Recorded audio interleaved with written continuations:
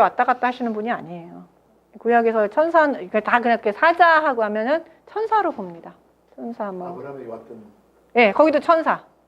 네, 천사로 보는 게 가장 보편적인 관심이에요. 다니엘의 세 친구와 함께 그 불에 들어갔던. 거기도 천사.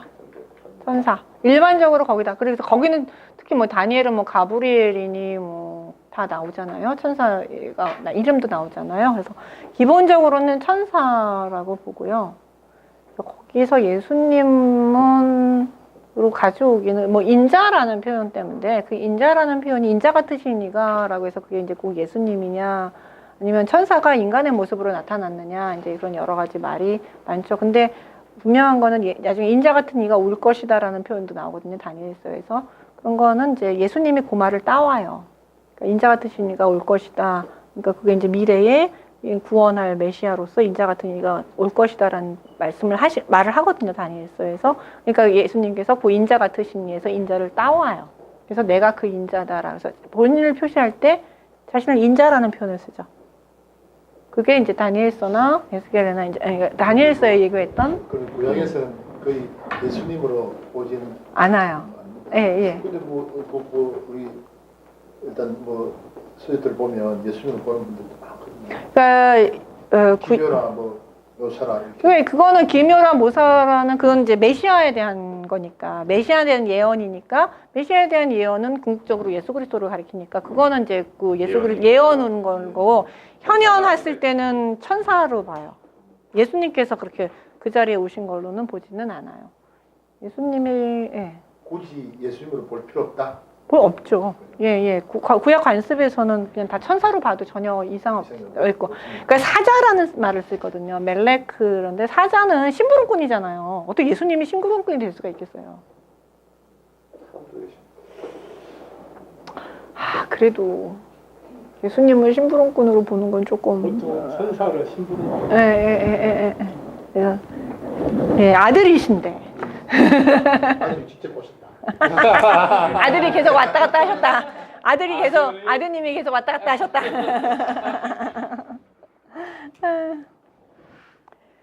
그래서 그러니까 그런 거를 잘 분별하셔야 되니까. 근데 기드온은 선지자인 줄 알았는데 알고 봤더니 여호와의 사자였더라. 그러니까 여호와의 사자를 보는 순간 자기는 죽는다 이제 이런 생각을 했는데 안 죽는다 이제 안심을 시켜주죠. 그러고 나서 여호와께서 이제 뭘 이야기하시냐면 그날 밤에 이제 명령을 내리셔요. 미션을 내리시는데 니네 아버지 집에 있는 아세라와 바알산을 다 부시라 라고 이제 명령을 하시는데 이걸 보면 이 기드온 집에 우상 제단이 있고 우상 제단이 있다라는 것을 알 수 있죠. 그러니까 이 집이 성소예요, 일종의. 그러니까 이 집은 그러니까 종교적으로 바알 신당을 가지고 있는 집이에요. 그런 우상숭배의 집안이죠. 네, 집안이에요. 누가 그러더라고요. 요 바알하고 아마 이런 신상이 있는 것을 보면 이걸로 인해서 이 사람들은 그 권력과 부를 누리던 집. 이 사람이 되게 큰 집이에요. 그러니까 없애버리라고 얘기를 하시죠.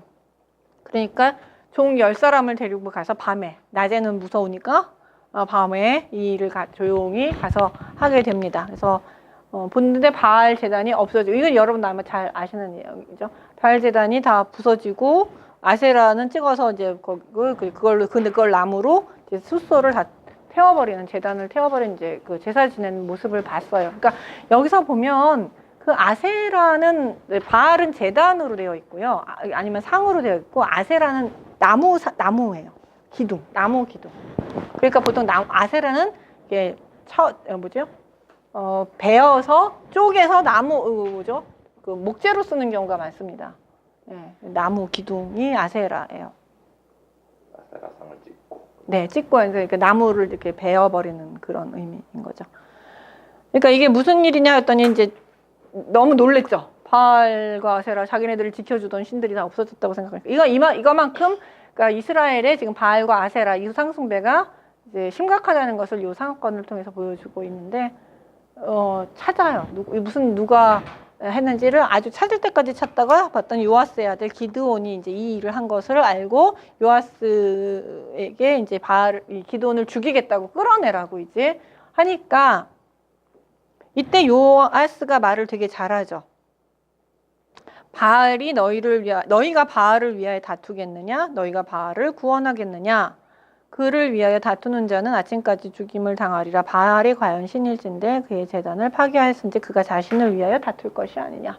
아니 바알이 신인데 스스로 자기를 신이라면 자기에게 모욕을 준 사람을 직접 처단을 해야지. 니네가 인간이 감히 신의 일을 니네가 대신 할 거냐. 그렇게 하는 거 아니다. 그러면 바알 신이 싫어하실 거다. 바알 신이 진짜 신이라면 직접 하실 거다. 그러니까 니네가 바알을 위해서 싸우는 건 인간으로서 주제넘은 짓이다. 뭐 이제 거의 이런 식으로 이야기를 한 거예요. 여기 핵심이 있죠. 바알이 진짜 신이면 신을 모욕한 자는 하나님께서 직접 처단을 하시죠. 예, 그러니까 이게 여 안에는 이 요아스는 바알이 진짜 신이 아니라는 생각을 알고 있는 거죠. 자기는 자기가 다 그 신전 차려놓고 하면서 근데 장사하는 사람들은 다 알아요. 사는 사람은 몰라요. 예, 지금 그 짝이에요. 그래서 저기 기드온이 살아요. 텔레비전부터 가보면 그 핵심 멤버들은 다 알아요. 하는 놈들은 다 알더라고요. 사람보다 아버지도 네, 맞아요. 우상장사였어요. 그러니까 여기도 지금 딱 그 짝이니까 너무 재밌는 거예요. 그래서 이제 그렇게 살아남게 되는 거죠. 그러니까 그리고 나서 여호와께서 다시 기드온에게 이제 미디안이 이제 전쟁하러 오니까 기드온에게 그 전쟁을 하라고 부르십니다. 전쟁. 여호와의 영이 기드온에게 임하니 기드온이 이제 나팔을 불면서 나팔을 부니까 사람들이 쫙 모입니다.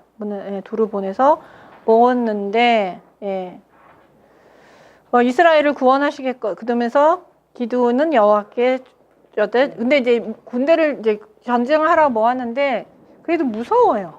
기드온은 전쟁 나가는 것 자체가 되게 두려우니까 이 전쟁에 이기게 할 거면 전쟁 알죠? 양털 시험. 예, 이 사람은 끊임없이 그 의심이 많은 그러니까 기드온은요 용사 기드온이 아니라 저는 의심의 기드온이에요. 의심의 기드온. 네, 의심의 기드온이에요. 네, 의심 많은 기드온이에요. 그러니까 그 의심, 그러니까 지도자가 의심이에요. 아까는 그 부하가 의심했을 때 지도자가 확 의심을 덮어줬죠. 근데 여기선 지도자 자체가 의심을 하고 있기 때문에 이스라엘 영적 상태가 지금 드보라 시대보다 더 퇴모했다는 것을 이런 모습을 통해서 볼 수가 있어요. 어쨌든 양털 시험을 해요. 하나님 다 참으세요. 해주세요. 처음에는 솜이 물이 있고 밖에는 없다. 생각해보면 진짜 그렇게 됐어요. 근데 생각해보니까 이 양털이 물을 잘 먹어요 원래. 그러니까 이건 좀 이상해. 미심쩍어. 그러니까 거꾸로 잘 안 되는 양털은 바짝 말라 있고 땅만 젖게. 요거는 기적이거든요. 그러니까 이제 그렇게 하나님께서 다 해주세요. 참으세요. 그러니까는 여기서부터 보니까 오래 참으시는 하나님의 모습이 이제 잘 나타나고 있어요. 어쨌든 이렇게 해서 이제 하나님 뜻대로 전쟁을 하게, 그래서 전쟁을 나가요. 그래서 사람들이 엄청나게 이제 많은 사람을 이제 나가게 되니까 하나님께서 갑자기 뭐라고 그러시냐면 이 사람이 너무 많다. 그래서 자기 불러 모은 사람들 다 나가게 하니까 너무 많다라고 설명하시면서 2절에 백성이 너무 많은즉 내가 그들을 내 손에 미디안을 넘겨주지 아니하리니 이는 이스라엘이 나를 거슬려 스스로 자랑하기를 내 손이 나를 구원하였다라고 말할까 걱정되니까 내가 이 사람들 너무 많으니까 두려워하는 사람 떠나라 이런 명령을 해요. 그랬더니 몇 명이 떠났냐면 22,000명이 떠나고 10,000명이 남아요. 3분의 2가 떠나고 3분의 1이 남았어요. 그랬더니 여호와께서 야 이것도 많어 라고 명령을 하셨죠. 그래가지고 결국 남은 게 몇 명이에요? 300명이에요. 물 먹는 장면 있잖아요. 그래서 이렇게 먹는 사람하고 이렇게 배로 핥는 사람하고 있는데 이렇게 떠먹는 사람 300명 있는데 누군지는 정확하게 안 알려주셨어요. 처음에는 이렇게 보시고 야 여기 이렇게 떠먹는 사람 그쪽 해라는데 그건 뭐냐면 여기서는 물 떠먹는 자세가 별로 중요하진 않고요. 다수와 소수 중에서 소수를 선택하신 거예요. 그래서 이제 물 떠먹는 300명만 선택을 하신 것이죠. 근데 옛날에는 이거 가지고 엄청 설교했죠. 물 떠먹는 자세 가지고. 용감하다는 놈이. 예. 근데 이제 여호와의 전쟁에는 사람 수의 많고 적음과 그들의 용맹성 이런 거 별로 중요하지 않아요. 필요 없어요. 이 사람들 한 건 뭐예요? 그냥 가서 뭐죠? 전쟁 안 했어. 나팔 불고 예, 깨고 뭐 이런 거 했거든요. 그러니까 결국 중요한 거는 소수가 남는다는 거죠. 소수가 남고 나머지 다 진영으로 돌아갔죠. 그러니까 일진, 이진 있는데 이제 진영으로 돌아갔어요. 그랬더니 나머지 물 먹는 사람이나 뭐 이렇게 먹는 사람이랑 똑같다 이거예요. 예, 똑같은데 그 소수. 그러니까 다수에 껴야지 어디에 안 돼요. 뭐 좁은 문으로 가를 필요. 좁은 문으로 가면은 이제 전쟁을 열심히 전쟁을 하고, 예, 그 소수를 선택하셨어요. 근데 여기 또 좀 하나님은 원체 무슨 일을 하실 때 항상 이렇게 메인 스트림을 안 타시는 것 같아요. 메인 라인을 안 타시고 항상 그 아웃사이더.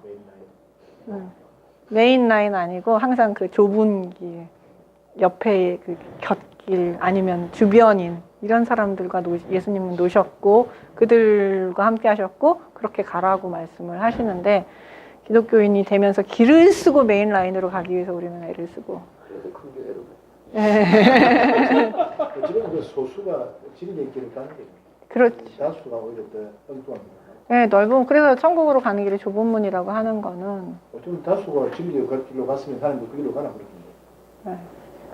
그래서 그 소수인 거 그다음에 소수인 것에 대해서 너무 두려워할 필요는 없는데 물론 이단도 소수라고 막 자기 치긴 하지만 어쨌든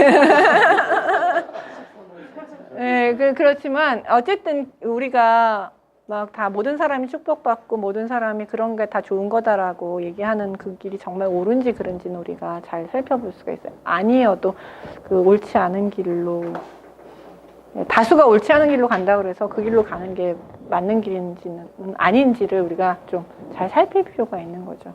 그런 부분에 있어서 뭐 이렇게 설교를 하시면 돼요. 이런 거. 네. 특별히 중요한 건 아니다. 예. 그다음에 이제 또 근데 이러니까 못 가요. 이번에 미디안 누가 못 가냐면 기드온이 못 가요. 아니 아까 그 3만 명 가지고도 전쟁을 할까 말까 가면 이길까요 말까요 이러면서 이제 양털 시험을 했었잖아요.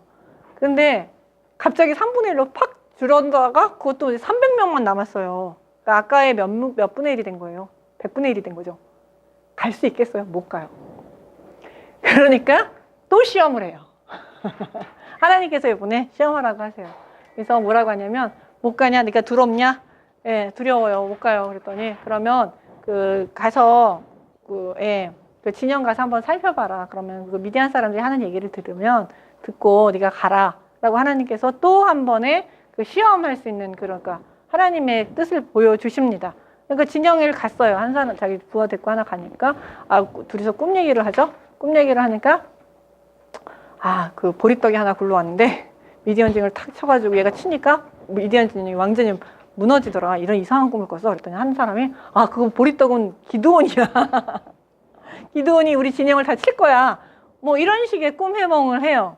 사실 말이 안 되는 아주 이제 근데 그 얘기를 딱 듣는 순간 하나님께서 이 전쟁에 이기게 하시는구나. 하나님 말은 안 듣다가 이거 미디안 사람 말은 듣고선 이제 전쟁의 승리를 확신하고서는 이제 300명을 데리고 그 전쟁에 들어갔는데 그 전쟁 자체가 되게 마치 여리고성 정복하는 거하고 비슷한 맥락을 갖고 있죠. 이 사람들이 가져간 게 나팔, 그다음에 항아리, 그다음에 항아리 안에 횃불 이렇게 해서 이제 나팔 불고 횃불 들면서 항아리 깨면서 시끄럽게 소란을 일으켜서 이 사람들이 우왕좌왕하게 만들어서 미디안 사람들이 자기네들끼리 우왕좌왕하다 죽게 하는 여호와께서 그렇게 해서 크게 이 미디안을 완전히 치시죠.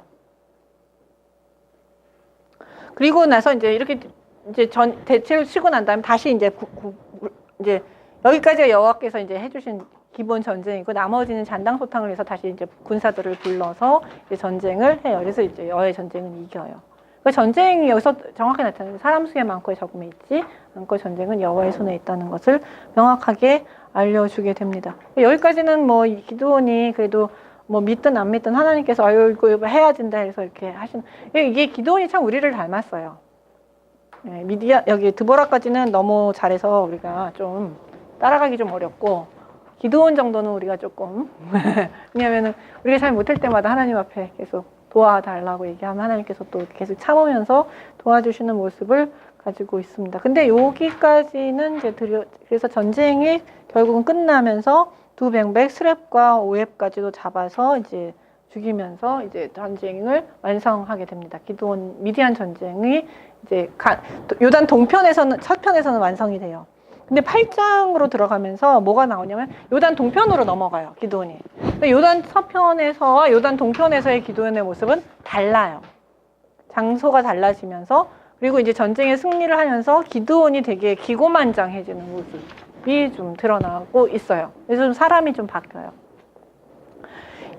도롱편으로 넘어갔는데 이제 사람들을 이제 계속 그 세바와 살문나를 잡으려고 동편으로 넘어갔는데 추적을 하다 보니까 힘들잖아요. 그러니까 이제 이 동편에 있는 성읍들에게 숫곳 사람하고 그다음에 분우엘 사람들에게 먹을 것을 좀 달라고 요청을 했는데 이 분우엘 사람하고 숫곳 사람이 기돈에게 먹을 거를 안 줘요. 왜냐하면 세바와 살문나는 미디안 요 밑에 있는데 요단 동편은 요단 이 서편 쪽은 하고 요단 동편 쪽하고 입지가 좀 다른 게 미디안 이 밑에 있어요. 그러니까 얼마든지 치고 들어올라요. 근데 요단 서편까지는 영향력을 안 미칠 수 있거든요. 요단 동편은 그러니까 늘 미디안의 그 위협에 있어요. 그러니까 세바와 살문나가 언제든지 그 살아 있으면 자기네들을 보복할 수 있다 하면서 기드온의 요청을 거절을 합니다. 그러니까 기드온이 여기서 이제 화가 나서 맹세를 해요. 저주 맹세를 합니다. 내가 세바와 살문나를 죽이고 무사히 돌아오는 날에 내가 너희들을 다 심판하겠다라고 하면서 이제 내가 너희들 처벌하겠다라고 얘기를 하면서 이제 하고 가서 세바와 살문나를 잡아가지고 오죠. 세바와 살문나를 잡아가지고 와서 오면서 이 세바와 오면서 이제 뭐 하냐면 아까 자기가 말한 대로 정말로 숫곳과 분우엘의 사람들을 처형합니다. 처벌합니다.